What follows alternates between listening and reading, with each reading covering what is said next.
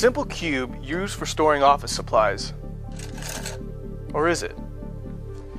In his book, A Land Unknown, Hell's Dominion, Brian Melvin describes miles and miles of cubes, each one containing a person suffering the same punishment they inflicted on others before they died. Next, on Stories of the Supernatural.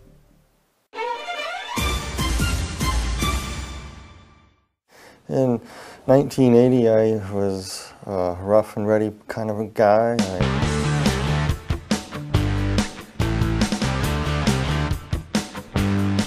drank a lot and partied a lot, and I was moved to Tucson, Arizona, and I was working at a construction site, and one of the guys brought some water from Mexico that was contaminated, and I ended up drinking it by accident. Got real sick, contracted cholera, and within about 72 hours I was flat on my back and basically dehydrated. That's when I passed away. I noticed that when I passed on, that of course I wear glasses and I'm very nearsighted. I noticed that, the first thing I noticed is that I wasn't wearing my glasses and I could see clearly across the room. And when I turned my head, I noticed that my body wasn't moving. And I was lifted right out of my body and hovered over my body, looking down at myself and looking around. And next thing I knew, I went through the ceiling of the room I was in, and I was transported into a very, very, very black, dark void.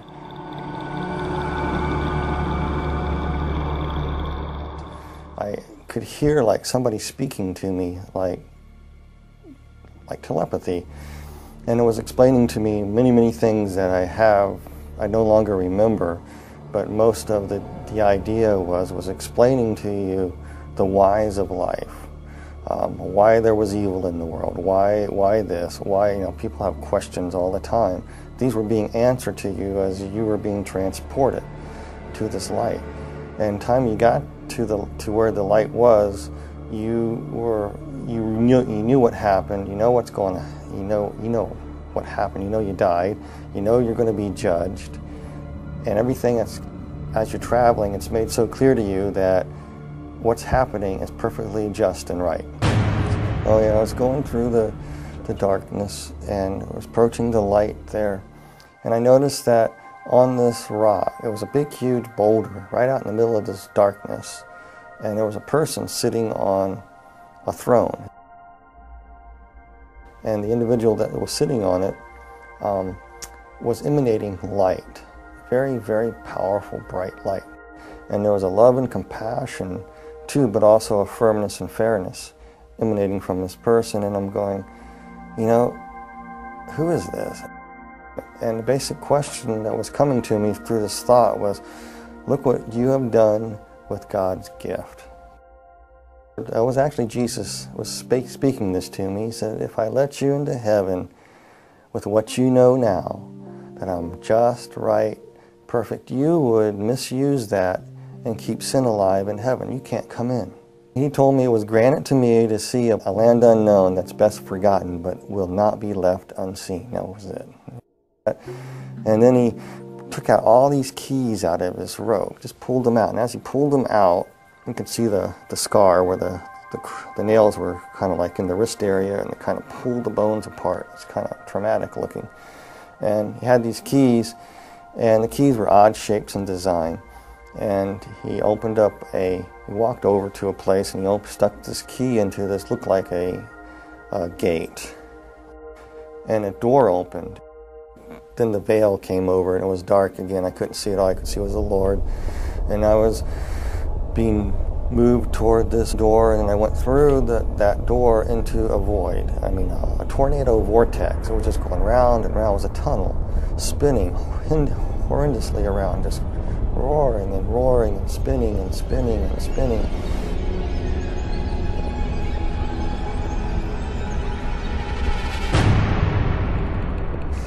And it smelled horrible. I could hear these screeches and noises and sirens. The most thing that I remember the most was slurping noises and screams, and you could feel heat, really hot heat. The next thing you know, I was falling through the sky. It looked like the sky, and I hit the ground. It kind of hurt, and I stood up, and I looked, and I go, where am I? All these people ran out, and some of them looked like people that were dead that I knew, and other people I knew that were not dead. And they come around me, slapping me on the back. I said, they got there awful quick because the house looked far away, but all of a sudden they were there, slapping me on the back, welcoming me there. But something just wasn't quite right with them because they looked weird. They had yellow glints in their eye, and their eyes were almost reptile-like. I looked over and I saw what looked like my best friend turn into somebody else. And I said, hey, wait a minute, you can't do that. You're not who you say you are. Who are you? And then all of a sudden I looked around and I go, all these people around me are not people. They began to morph into what they were. They were ugliest creatures I've ever seen. Reptile-like, some of them, they were just god-awful, like rotting vegetables, and they were distorted and twisted, and then they were not perfect by no means. And they were just filthy, smelly creatures. And they were just starting to come at me like they're going to shred me to pieces. And one tried to grab me right across my chest, and one tried to grab my legs. And while they're trying to tear you to pieces, they backed away, and this one that looked like my best friend earlier, who morphed into different people, came up to me. It was he was about 4'8", looked like a sort of half dinosaur, a reptilian type creature, and it was hissing and spitting at me, and was speaking in a language that I didn't know what it was saying at first. I was telling, and it was broken in English. It was telling me to come, follow it, follow it, follow it. So he motioned to me, and we took a few steps, and all of a sudden we were at the end of the horizon. That doesn't make any sense, but we came across to what looked like the end of the horizon. You couldn't go any further, and I couldn't understand what it was.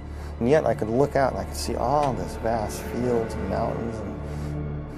And then that creature stuck its hand in this horizon, and he ripped it open like a veil, and he stepped out of it up onto this road, and he telling me to come, motioning me to come. So I did the same. I just went ahead, I got up, and next thing I knew, I was on a large, wide, dusty, flat road. I just came out of a cell, a cube. It was around 10 by 10 foot square. It could have been 14 by 14. That's what the dimensions were. And there was a cell next to it, and there was a cells above it, kind of set back, concave, so they're going up. And there were 6 of them to the roof of this place. And in the walls are embedded peoples in cells.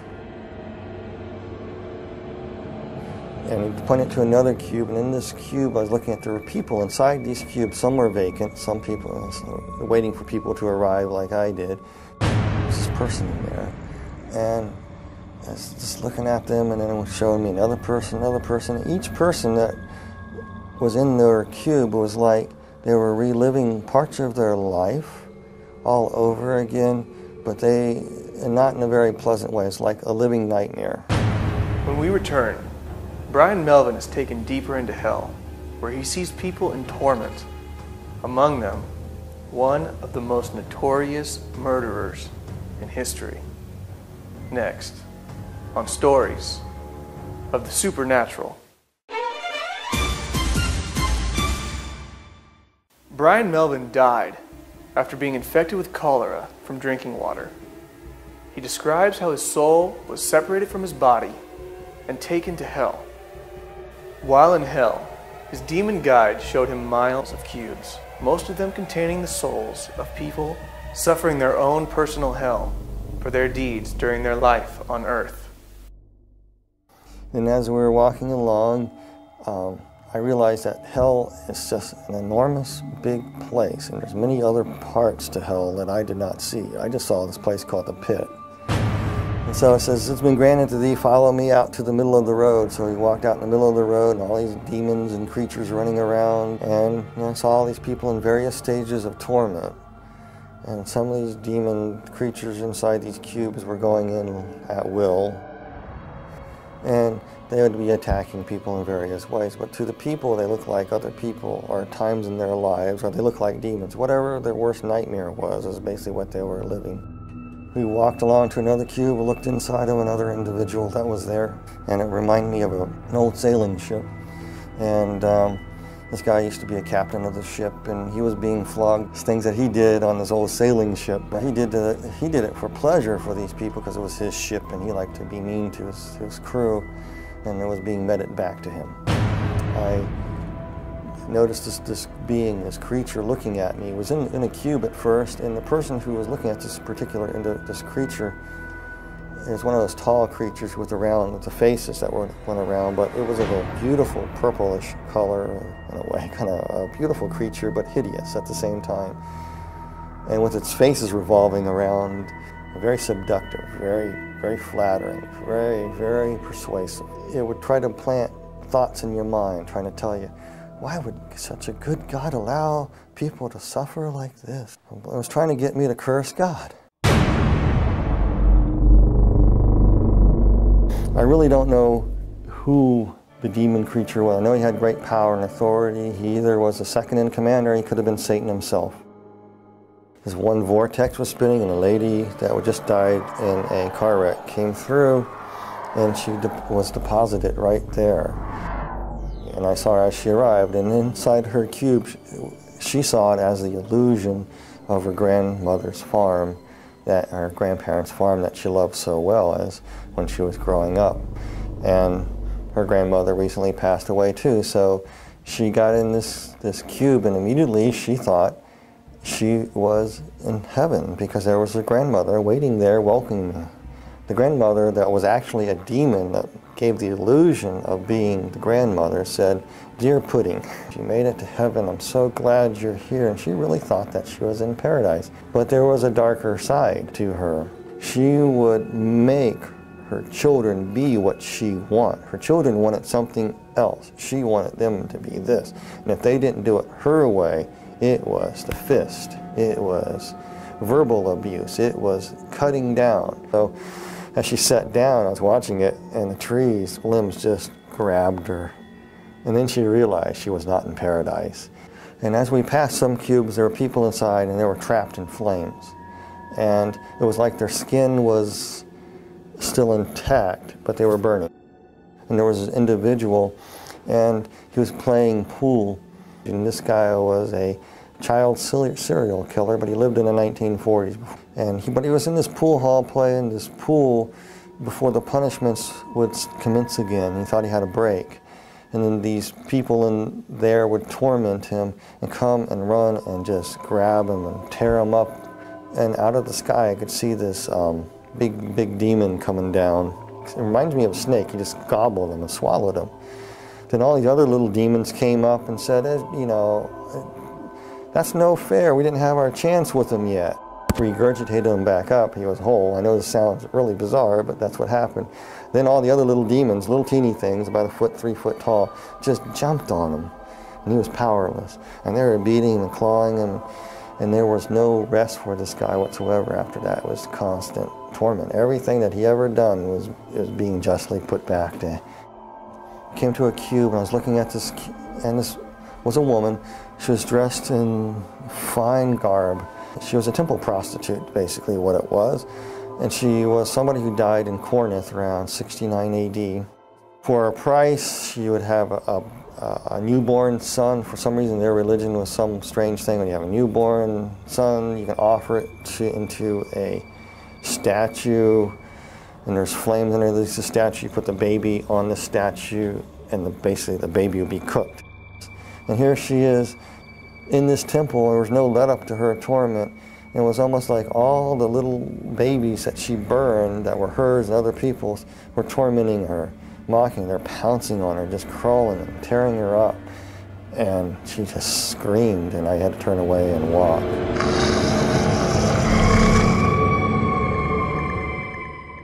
There was an individual that she practiced the black dark craft. She was a witch. I just knew that she was a witch, but she died many hundreds of years ago.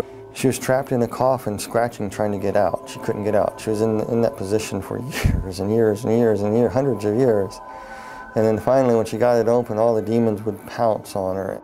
And we walked on to another cube. We looked in this other cube on this row, and there was another lady. And she believed that Mother Earth could save her.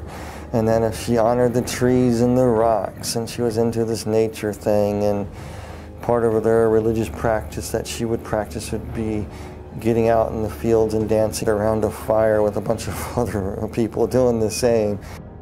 The people that she thought that she was with were actually demons, and they would come up to her and say, "You did this." They pick up a stone. You say, "The stone will save you here," and they smacked her with it. So she was standing there, and the demons reached down there and reached in her mouth, ripped out her tongue and part of her thing, and says, "You talk bad? Oh, the stones are not going to save you. Nobody can save you." Then they ripped off her, just actually took her skin and just peeled it off. It was really slow and agonizing to shreds. It done nothing to the skeletons. Then they took the bones and broke the bones. And she felt everything. Then her body would come back together. The flesh would come back together, and she'd be whole again, and it would start all over again. A different scene would happen. And some of the cruelest people on earth were in these. You know, some people, I don't like to say names of people or anything like that, but I will, you know, this one particular individual is definitely there, and everybody knows who it is. It's Adolf Hitler. Hitler was sitting in a cube. The cube was open, and it was just burning flames. He's just sitting there burning. And his flesh wasn't burning, and he had this hideous look on his face. And he was, as he was burning, the flesh would be rotting, and he was feeling every bit of it. It was almost like every oven of the gas, of the concentration camps, all the tortures that went on there were being meted back to him in one intense flaming bit of stoked up white hot heat that would rot his flesh away at the same time, make him ashes, come back. He was just being tormented like that. He was just, I remember having this weird look on his eyes. It was just angry, vicious anger. When we return, Brian Melvin tells how for a moment he thought he may be trapped in hell for all eternity. We were walking in another segment of hell near the back recesses of the wall, another segment of the deep dark pit. And we're coming to this one pit there was one place, and the cube was open, and inside there, this demon was trying to get me to go inside this cube in what looked like a dentist chair. I'm not afraid of dentists at all, but this thing looked like a dentist chair to me, with all these hideous creatures in there trying to say, "This is where you are going. And they want you in this cube here." And they were trying to get me in there, and I didn't want to go. And this part is very hard for me, because you got to understand, you are so scared, and this whole time you're there, you're just saying, "Jesus Christ, Jesus Christ, Jesus Christ." By that time, I was probably saying "Jesus Christ" so fast, Jesus Christ so fast, that it was a blur. That's all I can say. They wanted me in this cube, and I was scared. I didn't want to go in this thing. And like I said, throughout the whole time, you felt a connection with somebody from above, the Lord. And then all of a sudden, you could feel something coming for you. I was so petrified, I couldn't distinguish what it was. You could feel the footsteps walking behind you, and the ground thundering. And as it closer, whatever it was walking behind me, and I was too scared to turn away to see who it was, because I didn't want these things to rush me and grab me. And all of a sudden, they started coming toward me. And then the presence got right behind me, and they all scattered. And that purplish, big, tall, demonic creature, the regal creature, kind of backed slightly away and kind of bowed and kind of walked out, just kind of slithered on into the mist, into the darkness of hell. And the Lord was carrying me up.